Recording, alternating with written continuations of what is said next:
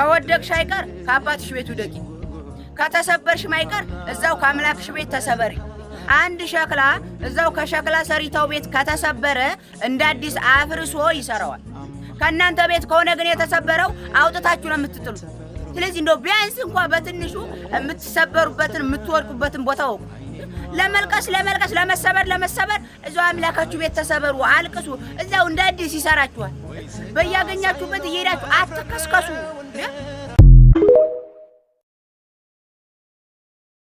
እኔ ቲክቶክ ስጀምር ሰዎች እኔን ማግኘት የሚችሉት ወይም መናገር የሚችሉት ከቪዲዮዎቼ ኮሜንት ላይ ብቻ ነበር። ከዛ ውጭ ሁሉ ነገር ዝግትግት አድርጌ ነበር። ሶሻል ሚዲያ እንዳለ በቃ እኔ የምገኝበትን ነገር ሁሉ ዘጋግቼ ነበር። በጣም ጥሩ ስሜት ላይ ነበሩ።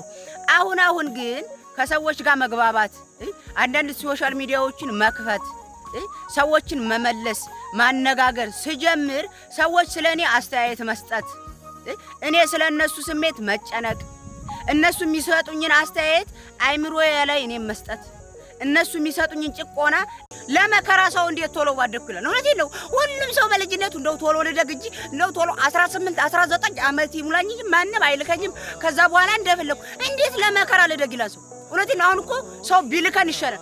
ሰው 18 19 ሞልቶ እርግጥ ነው ማንም አይልክም ትተብታለህ። ነገር ግን ሰው ቢልክህ ይሻላል። እናት አባት አላከህም አላዘዘህም ማለት አንተ በራስ ላይ ኃላፊነት ወስደህ ማለት አንተ የራስህን ኃላፊነት መቀበል ደግሞ በጣም ከባድ።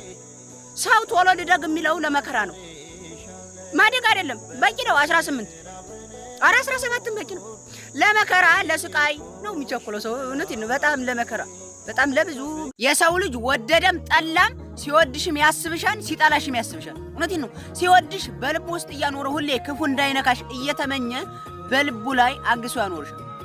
ሲጠላሽ ደግሞ ጭንቅላቱ ላይ ክፋት እየጎነጎነ ቀን በቀን የት ገባች፣ የት ወጣች፣ የት አደረች፣ ምን አገኘች፣ ምን አጣች፣ ምንድነው ያተረፈችው፣ ምንድነው ያጣችው እያለ ሁሌ ለተንኮል ይመዘመዝብሻል። ስለዚህ ሰው ጥሩ ሰርተሽም ያስብሻል፣ ክፉ ሰርተሽም ያስብሻል ማለት ያ ማለት የሚወድሽም የሚጠሉሽም ሰዎች ሁሌ ያስብሻል።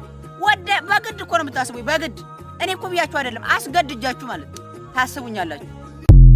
አንድ ሰው በጣም መሳቅ ካበዛ እመኑኝ ደስተኛ ሆኖ አይደለም፣ ሐዘኑን በምን እንደሚገልጽ በምን እንደሚያወጣ ጨንቆት ነው።